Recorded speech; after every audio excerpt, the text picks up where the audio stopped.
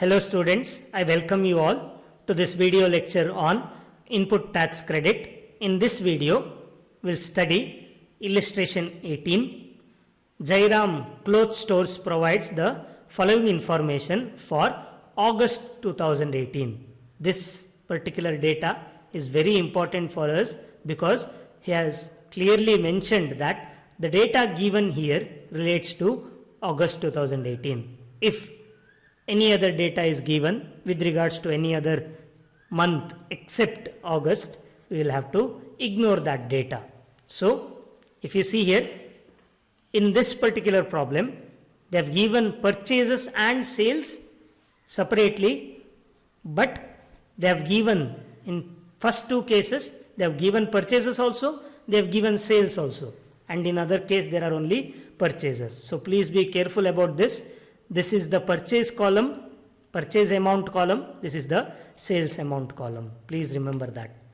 Intrastate supply of goods. So, 3 lakh they have purchased within the state at 5%, and within the state they have sold or supplied goods worth 5 lakh at 5%. This is how you have to understand this particular table.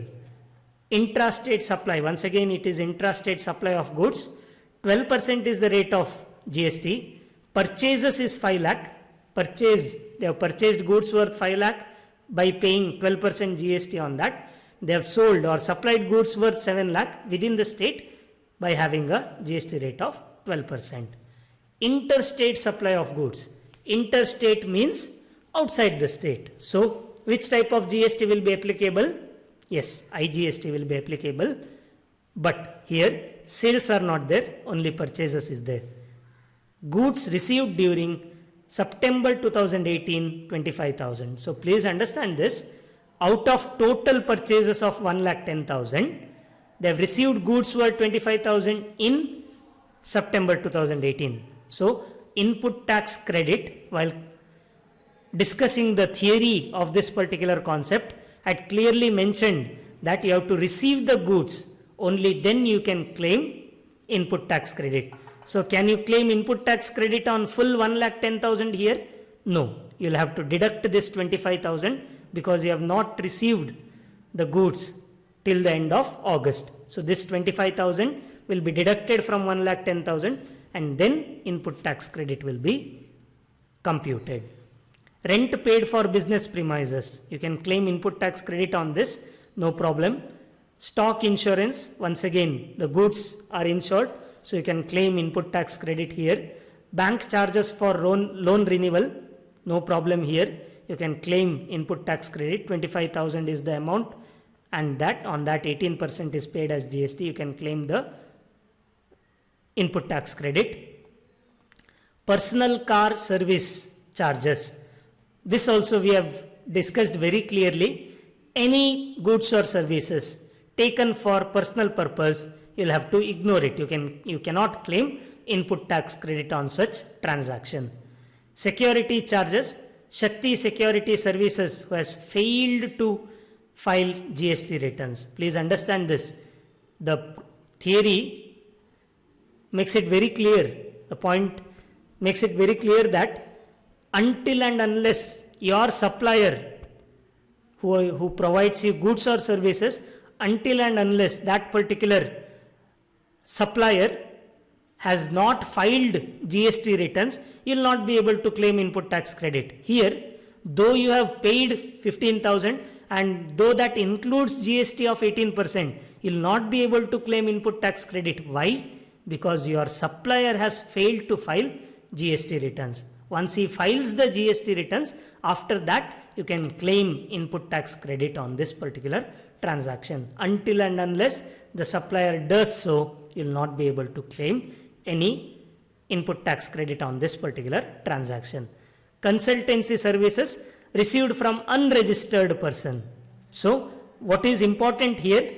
Unregistered person. You have taken consultancy services. So, ITC will not be applicable because you have purchased this from unregistered person, and we will see what is the other effect later. So, the last one, interstate purchase of goods, 70,000, 12%. IGST ITC will be available under IGST in this particular case. Why? Because the purchase is done interstate, so from other state.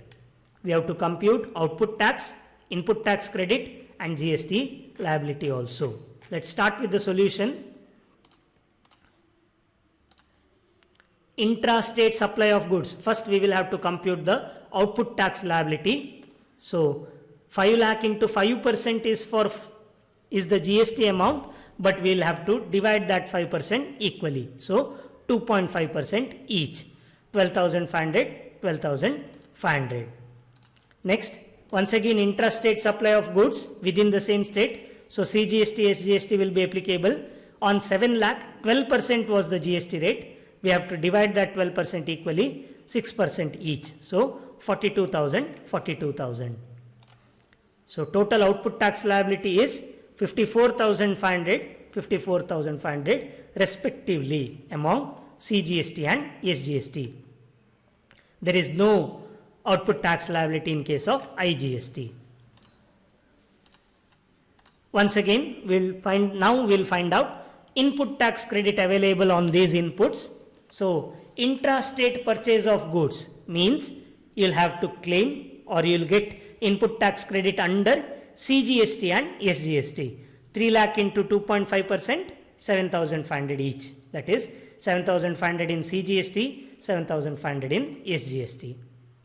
The next one, intrastate purchase of goods, 5 lakh into 6% each, 30,000, 30,000. Because intrastate within the same state. 12% is divided equally, 6% each. Interstate purchase of goods. Please understand this. What has happened here? The goods are being purchased from separate state, or goods are being purchased from outside state or from another state. So ITC will be available under which particular type of GST? Yes, it is IGST. And can we claim IGST on full 1,10,000 here? No. The problem mentions that out of 1,10,000, the goods that you had ordered, 25,000 rupees worth goods are received in the next month. You are finding out tax liability for August 2018. So in this month, you have not received those goods. Deduct these worth goods from 1,10,000. You will get 85,000. On that, we will have to find out 12%. That will be 10,200. The next one, rent paid. Obviously, you will pay rent in the same state. So CGST, SGST, you can claim ITC under CGST and SGST. 20,000 into 9% each. The next one, stock insurance, once again within the same state. Nothing is mentioned there, so we will assume it is in the same state. 40,000 into 9% each, 3,600 under CGST, 3,600 under IGST. Bank charges on loan renewal. So 25,000 into 9%, 18% was the amount, tax rate, we will divide that equally. So 9% each, 2,250, 2,250. Interstate purchase of goods, 70,000 into 12%. And please understand here, the goods are purchased interstate, that is from another state. So credit will be available under IGST, 70,000 into 12%, 8,400. So total tax credit available under various types of GST. Under CGST, when you add 7,500, 30,000, 1,800, 3,600 and 2,250, you will get 45,150. Same is the case in case of SGST also. Add all the given amounts, you will get 45,150. IGST, add all the amounts, only two types of credits available here, two input tax credits available. So 10,200 and 8,400, 18,600. Now we'll find out net GST payable.